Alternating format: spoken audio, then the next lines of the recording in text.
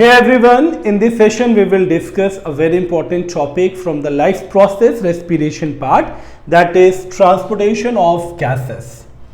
And for transportation of gases, mainly in the human being, transportation of gases in human beings, ठीक है, ये हमारा topic है आज का।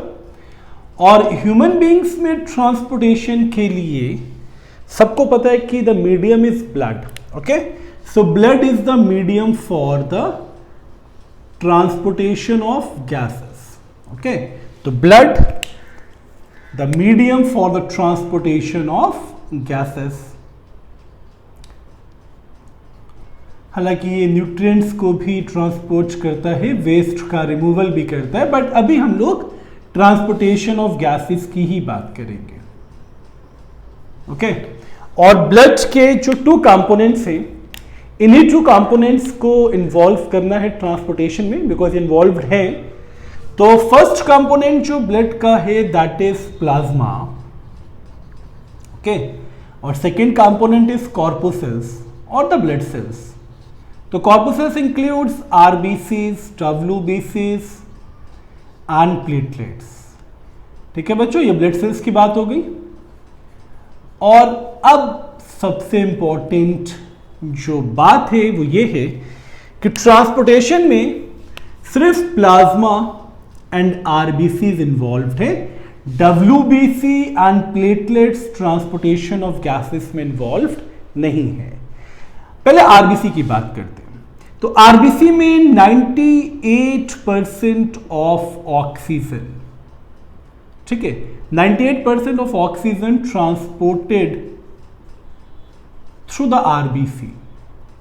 ठीक है, कैसे ट्रांसपोर्ट होगा सब कुछ हम लोग डिटेल में पढ़ेंगे। Through the RBC. Clear? Remaining 2 और 3% थोड़ा सा डेटा वरी कर सकता है, वो प्लाज्मा में। एंड प्लाज्मा की बात करें तो plasma is important for the transportation of carbon dioxide. Okay, तो ट्रांसपोर्टेशन ऑफ कार्बन डाइऑक्साइड। हालांकि अगर ट्रांसपोर्टेशन ऑफ कार्बन डाइऑक्साइड की हम बात कर रहे हैं तो सबसे ज्यादा इन्वॉल्व्ड प्लाज्मा तो है, बट आरबीसी में भी some of carbon dioxide gets transported. ठीक है, सेम फॉर द ऑक्सीजन। ठीक है, तो प्लाज्मा में transportation of CO2 and some amount of oxygen. ठीक है, अब इन दोनों कंडीशन में ना एक चीज कॉमन है, अगर प्लाज्मा में ट्रांसपोर्टेशन ऑफ गैसेस होगा तो गैसेस डिसॉल्व्ड इन प्लाज्मा। ठीक है, गैसेस डिसॉल्व्ड इन प्लाज्मा, पहले डिसॉल्व्ड होंगी तभी ट्रांसपोर्ट होंगी from the respiratory organ to the various parts of the body. Clear है? अब इन दोनों कंपोनेंट्स को और इन दोनों गैसेस को हम लोग डिटेल में डिस्कस करने वाले हैं। तो पहले हम स्टार्ट करेंगे from the exchange of gases. Exchange of gases बहुत इंपॉर्टेंट है, बिकॉज वहीं से स्टार्ट होगा ट्रांसपोर्टेशन ऑफ गैसेस। तो पहले एक्सचेंज ऑफ गैसेस देखते हैं। तो एक्सचेंज ऑफ गैसेस में एक्सचेंज ऑफ गैसेस, ठीक है, ये जो एक्सचेंज है बच्चों गैसेस का, ये हमारा फर्स्ट टॉपिक है। बहुत अच्छे से स्टेप बाय स्टेप चलना है और 10th में बहुत डिटेल्स में घुसने की जरूरत नहीं है। टू द पॉइंट चलिए, टू द पॉइंट चीजों को याद रखिए और टू द पॉइंट ही अपने बोर्ड में अपने आंसर्स को प्रेजेंट करिए। क्लियर ना? तो चलिए एक्सचेंज ऑफ गैसेस की बात करते हैं। तो हमें एक्सचेंज करना किसके बीच में? Exchange of gases between body tissues and surroundings. ठीक है, बॉडी टिश्यूज एंड सराउंडिंग्स के बीच में हमें एक्सचेंज करना। तो मैं सराउंडिंग्स की जगह एटमॉस्फेरिक एयर मेंशन करना ज्यादा प्रेफर करूंगा। ठीक है, body tissue and atmospheric air के बीच में एक्सचेंज। चलिए अब समझते हैं एक्सचेंज होगा कैसे। देखिए, अगर आपको रेस्पिरेटरी सिस्टम का डायग्राम याद है तो रेस्पिरेटरी सिस्टम में ये जो मैं ड्रॉ कर रहा हूं, this is the trachea part, और trachea divides into primary bronchi and primary bronchi enters into the lungs, और लंग्स क्योंकि डबल मेम्ब्रेनस है तो मैं चलिए डबल मेम्ब्रेनस स्ट्रक्चर भी ड्रॉ कर ले रहा हूं, ठीक है। बट मैं एक ही ड्रॉ करूंगा बच्चों, डायग्राम पे टाइम वेस्ट करने से बेहतर है कि हम चीज़ों को आराम से समझें, ठीक है। तो ये ट्रैकिया, ये आपका प्राइमरी ब्रोंकाई, मैं अभी लेबलिंग भी करूंगा। प्राइमरी ब्रोंकाई के बाद ये जो आप डिवीजन देख रहे हैं, this is the secondary bronchi, and secondary bronchi के बाद जो फाइनेस्ट ब्रांचेस अराइज होती हैं, that is the tertiary bronchi, okay. तो ये पूरा ब्रोंकस बन जाता है। Same for this part also, ठीक है। चलिए, क्यों इंपॉर्टेंट एक्सचेंज ऑफ गैसेस, क्योंकि bronchi leads into an atria, पहले एक स्मॉल इमेजिनेशन बनता है, ठीक है, and that atria finally leads to alveolar sac, ठीक है।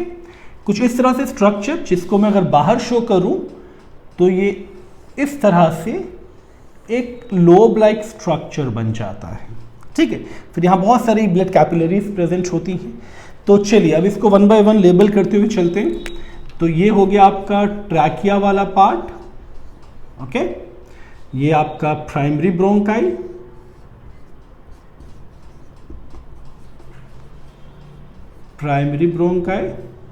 and this one is secondary bronchi, और secondary bronchi के बाद ये जो आप ब्रांच देख रहे हैं, this is the tertiary bronchi, and primary, secondary and tertiary bronchi के बाद ये जो इवेजिनेशंस हैं, these are atria, and ये है बच्चों आपका alveolar sac, ठीक है। और alveolar sac plus blood capillaries are known as alveoli। तो मैं इस चीज को बाहर मेंशन कर रहा हूं, alveolar sac plus blood capillaries, okay. चलिए, ये हो गया आपका ब्लड कैपिलरीज।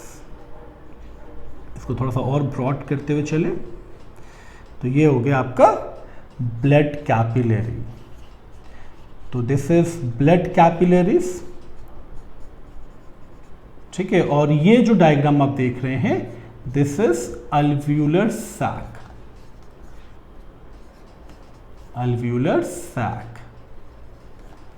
चलिए, यहां तक समझना जरूरी था, क्योंकि एक्सचेंज ऑफ गैसेस में ये जो सराउंडिंग्स में एटमॉस्फेरिक एयर प्रेजेंट है ना, ये बिल्कुल माउथ के बाहर की मैं बात कर रहा हूं, इसमें हमारा जो एटमॉस्फेरिक एयर का कंपोजिशन है, इसमें हमारा carbon dioxide is 0.003%, okay, and oxygen is 21%। ये एनसीईआरटी का डेटा आज भी है, हालांकि अब ऑक्सीजन 21% नहीं बची है, एंड नाइट्रोजन 78। चलिए, हमें ऑक्सीजन एंड कार्बन डाइऑक्साइड से ही मतलब है, पहले हम इसी की बात करेंगे, ठीक है। तो पहला एक्सचेंज ऑफ गैसेस में हम पहले एक्सचेंज ऑफ O2 की बात करेंगे, ओके, एक्सचेंज ऑफ ऑक्सीजन।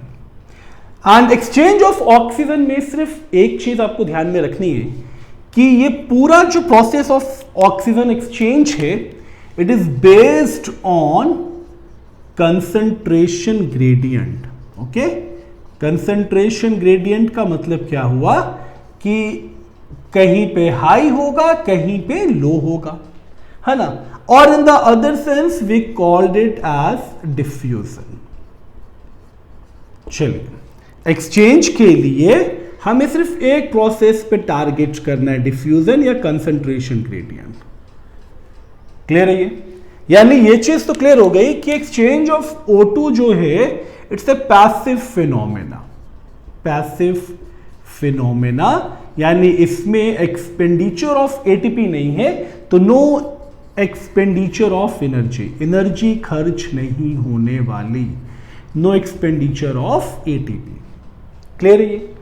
अब ये पैसिव फिनोमेना कैसे फॉलो करता है कंसंट्रेशन ग्रेडियंट को, इस पे हम लोग डिस्कस करेंगे।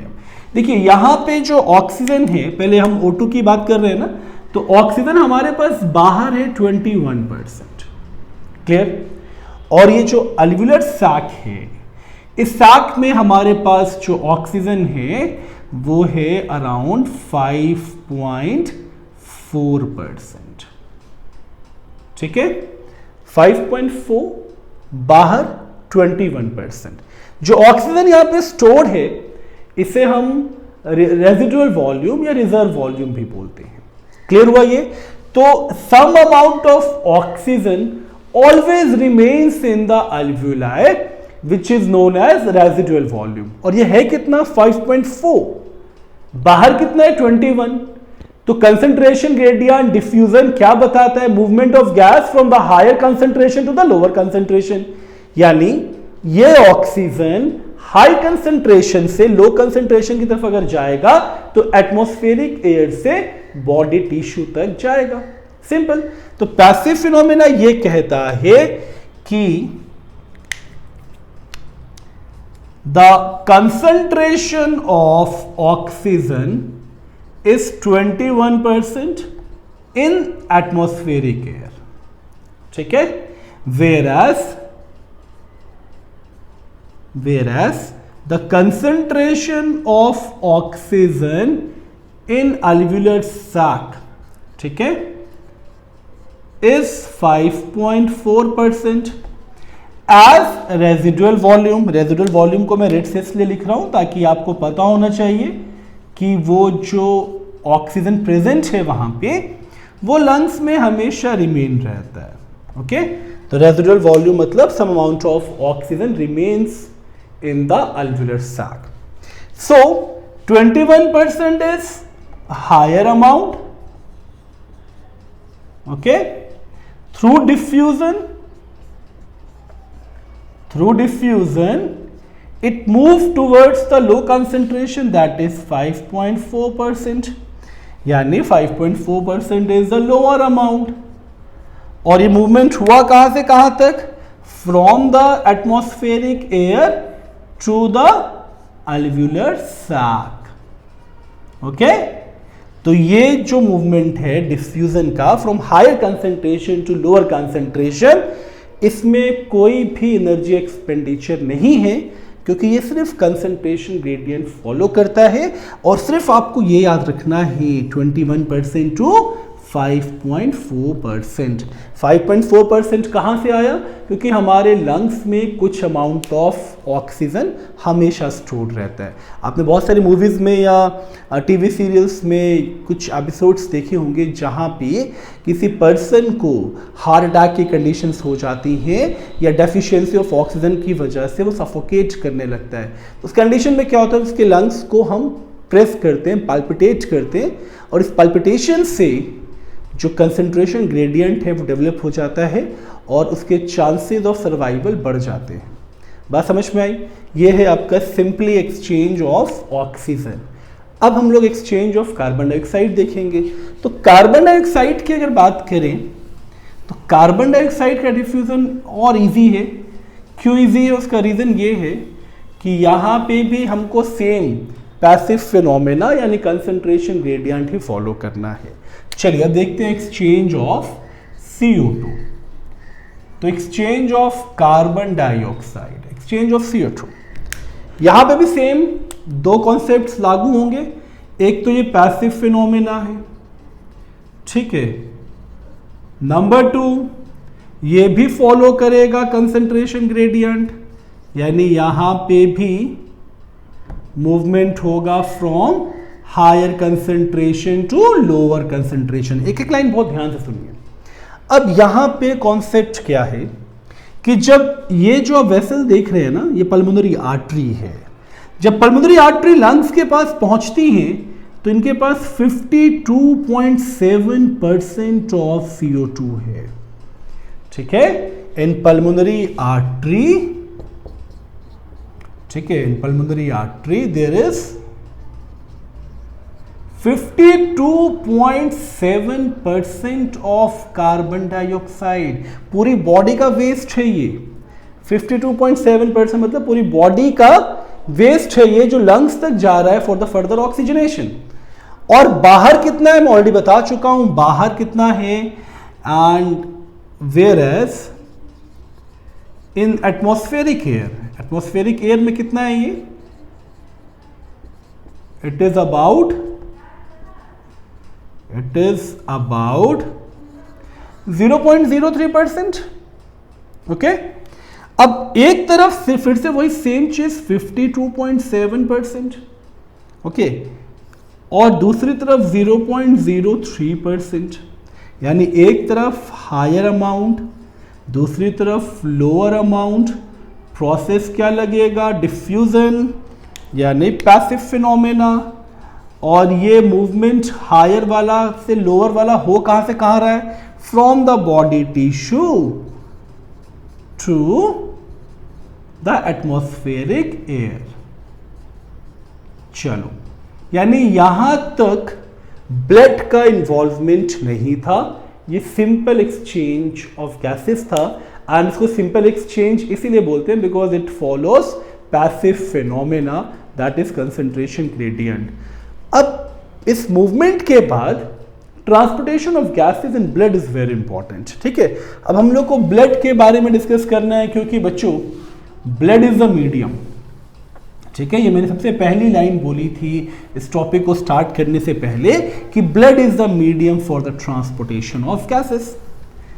अब ब्लड के रोल को भी देख लेते हैं, समझ लेते हैं।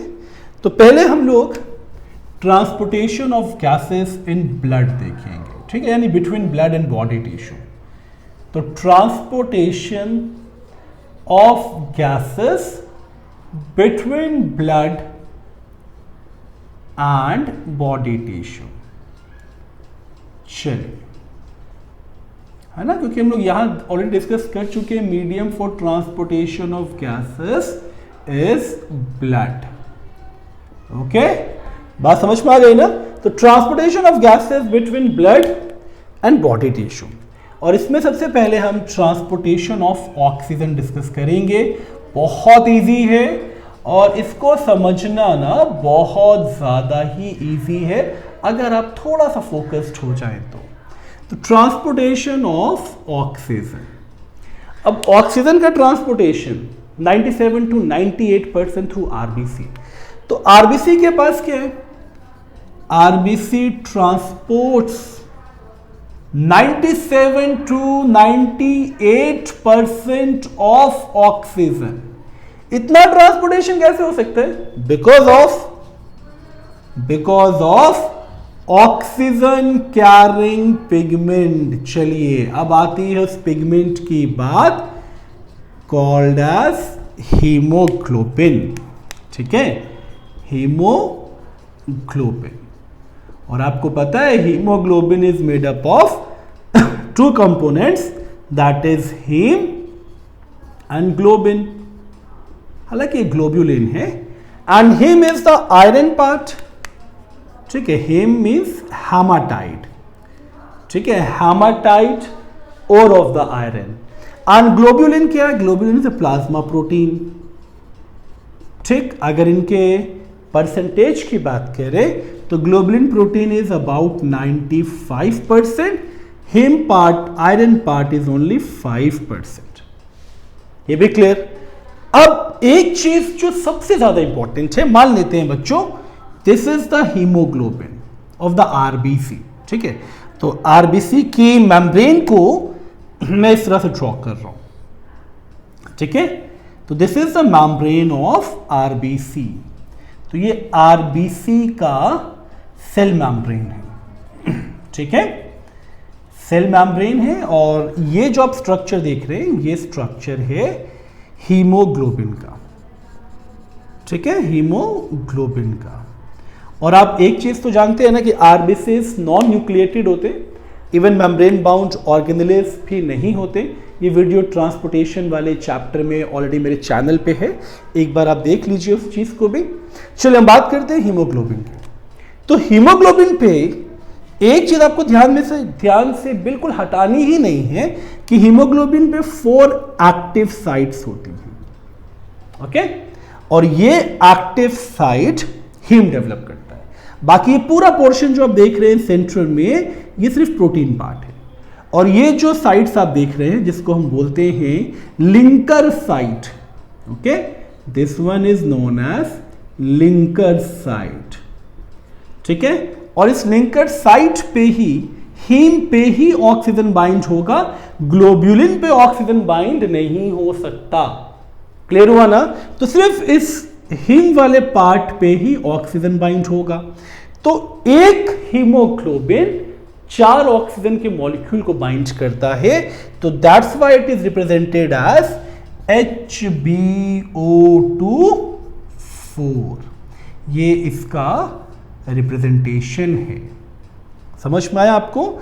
HbO2/4 because 1 haemoglobin can bind with 4 molecule of oxygen. ये क्लियर हुआ? ऐसे ही 98% हीमोग्लोबिन के साथ ऑक्सीजन बाइंड होके ट्रांसपोर्ट होते रहते हैं from cell to cell, cell to cell. And इसके बाद ये जो कॉम्बिनेशन बनता है ऑक्सीजन एंड हीमोग्लोबिन का, इसको मैं अलग से मेंशन करूंगा क्योंकि अब जो पार्ट है वो बहुत इंपॉर्टेंट है। मैं इस पोर्शन को रब कर रहा हूं, ठीक है। तो अब जो कॉम्बिनेशन बनेगा ऑक्सीजन एंड हीमोग्लोबिन का, ठीक है, चलिए जल्दी से आ जाइए टॉपिक पे। तो ऑक्सीजन प्लस हीमोग्लोबिन का जो कॉम्बिनेशन बनेगा, this is termed as oxy haemoglobin. सिर्फ आपको इतना ही याद रखना है कि that oxy haemoglobin is responsible for the transportation of oxygen, okay, transportation of oxygen around 98%, around 97 to 98%। Clear ना? तो ये चीज क्लियर हो गई कि RBC contains haemoglobin, haemoglobin is made up of haem and globin, haem is the iron part और वही part उसका लिंकर पार्ट है। इसको एक्टिव साइट, लिंकर साइट आप कुछ भी कहिए, और उसी पे जाके ऑक्सीजन बाइंड होगा, यानी एक हीमोग्लोबिन मॉलिक्यूल पे 4 ऑक्सीजन बाइंड होंगे। इसका प्रेजेंटेशन हम लोग इस तरह से करते हैं HbO2/4, और ये जो कॉम्बिनेशन है ये कहलाता है ऑक्सी हीमोग्लोबिन। क्लियर हुआ आपको? अब बात करेंगे हम लोग ट्रांसपोर्टेशन ऑफ CO2 की। देखिए CO2 का ट्रांसपोर्टेशन बहुत ज़्यादा इंपॉर्टेंट है, ठीक है, ट्रांसपोर्टेशन ऑफ CO2। और ट्रांसपोर्टेशन ऑफ CO2 क्यों ज़्यादा इंपॉर्टेंट है? अब चलिए इसका भी काम नहीं है, था काम बाद में है, और ज़्यादा बोर्ड हम लोग यूज़ करेंगे बिकॉज ट्रांसपोर्टेशन ऑफ CO2 बहुत इंटरेस्टिंग होने वाला है, ठीक है। चलिए बच्चों अब बात करते हैं ट्रांसपोर्टेशन ऑफ कार्बन डाइऑक्साइड। तो कार्बन डाइऑक्साइड के पास 3 ऑप्शंस हैं, ठीक है, ट्रांसपोर्टेशन ऑफ कार्बन डाइऑक्साइड। तो इसके ट्रांसपोर्टेशन के लिए 3 ऑप्शंस हैं। The first one as bicarbonate, ठीक है, बाइकार्बोनेट, और ये अप्रॉक्स 70% कार्बन डाइऑक्साइड को ट्रांसपोर्ट करता है, ट्रांसपोर्टेड इन दिस वे और in this manner, okay, clear है ये। अब बात करते हैं second as carbamino haemoglobin. Carbamino haemoglobin का मतलब हुआ कि when carbon dioxide bind with haemoglobin, okay, तो कार्बामीनो हीमोग्लोबिन। हाँ, अगर carbon monoxide binds with haemoglobin then we called it as carboxy haemoglobin. यहां कार्बन डाइऑक्साइड बाइंड हो रहा है तो कार्बामीनो हीमोग्लोबिन, और ये अराउंड 23% ऑफ CO2 को ट्रांसपोर्ट करता है, ठीक है। Remaining 7% as dissolved form in plasma, ठीक है, as dissolved form in plasma, ठीक है बच्चों। चलिए पहले हम लोग बाइकार्बोनेट वाले पैटर्न को समझेंगे, बहुत इंपॉर्टेंट है ये। और इस पैटर्न के लिए सबसे इंपॉर्टेंट चीज़ आपको याद रखनी है कि ये प्रोसेस आरबीसी के अंदर होगा, ठीक है। ये आरबीसी का मेम्ब्रेन और ये हो गया हीमोग्लोबिन, ओके। तो ये हीमोग्लोबिन, ठीक है। इसमें पूरा इस तरह से हम लोग फिल्ड कर ले। तो this is HB means haemoglobin, और ये जो पार्ट आप देख रहे हैं ये है आरबीसी का सेल मेम्ब्रेन, ओके। आरबीसी का सेल मेम्ब्रेन, और ये पार्ट हो गया हमारा हीमोग्लोबिन। अब देखिए बाइकार्बोनेट का फंक्शन, कैसे बाइकार्बोनेट आयंस बनेंगे। जब CO2 डिफ्यूज होगा फ्रॉम द एटमॉस्फेरिक एयर, बेटा स्टेप बहुत ध्यान से समझिएगा। तो CO2 सबसे पहले इंटरैक्ट करेगा इस फ्लूइड मैट्रिक्स से, ओके। ये फ्लूइड मैट्रिक्स क्या है? This is the cytoplasm. इसका मतलब कि पहले CO2 रिएक्ट्स करेगा वाटर के साथ, ठीक है। तो स्टेप 1,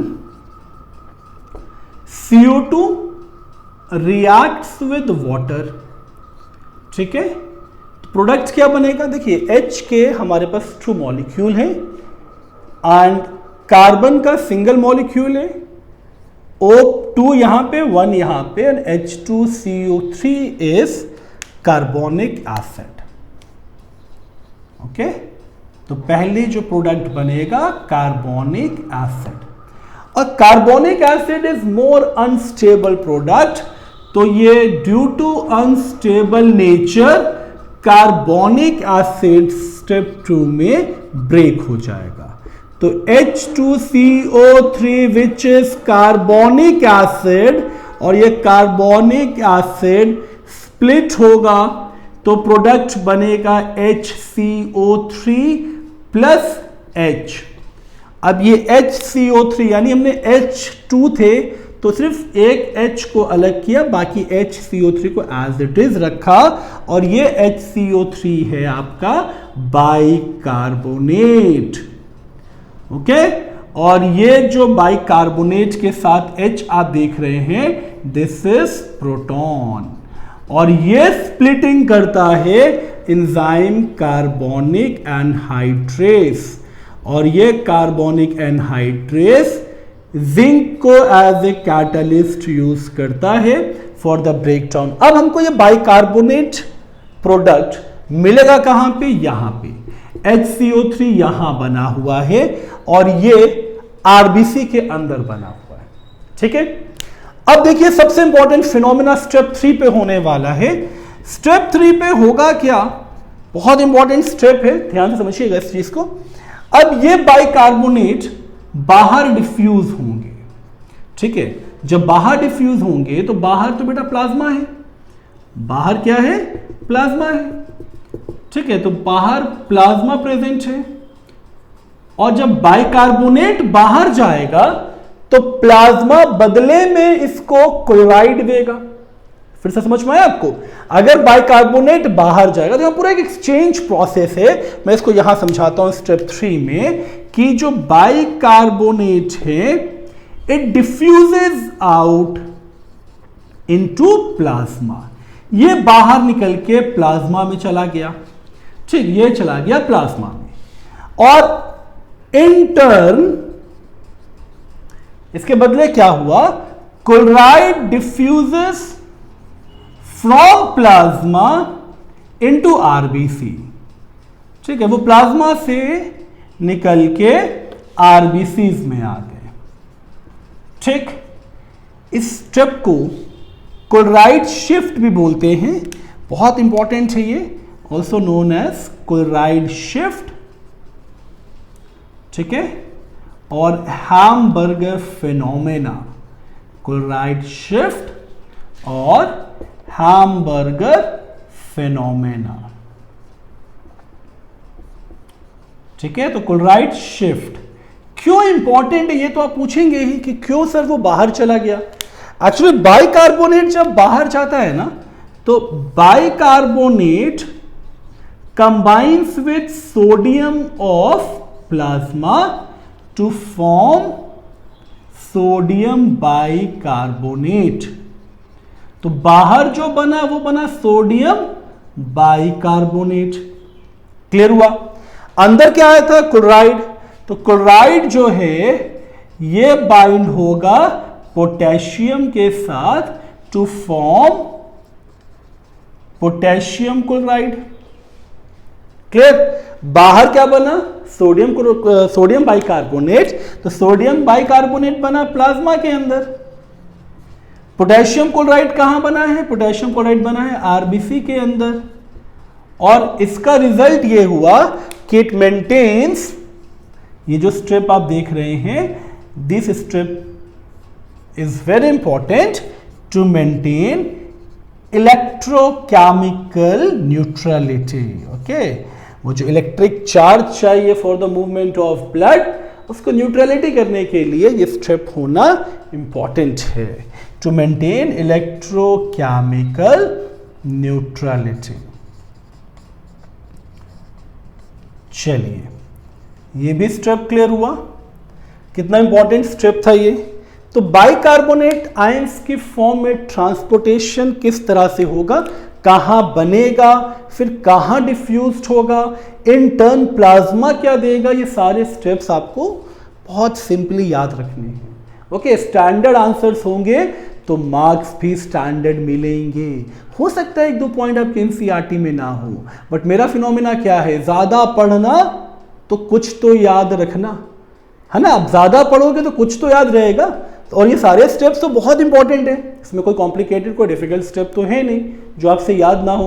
और अगर आप ये भी मेंशन करते हो एग्जाम में तो it will create a very good impact on the examiner.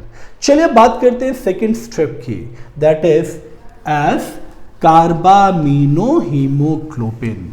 ये भी बड़ा इंपॉर्टेंट सा स्टेप है, कार्बामिनो हीमोग्लोबिन, क्योंकि कार्बामिनो हीमोग्लोबिन का सीधा सा मतलब है, इसको तो ज़्यादा कॉम्प्लिकेट करने की ज़रूरत भी नहीं है। ठीक है, तो एज कार्बामिनो हीमोग्लोबिन।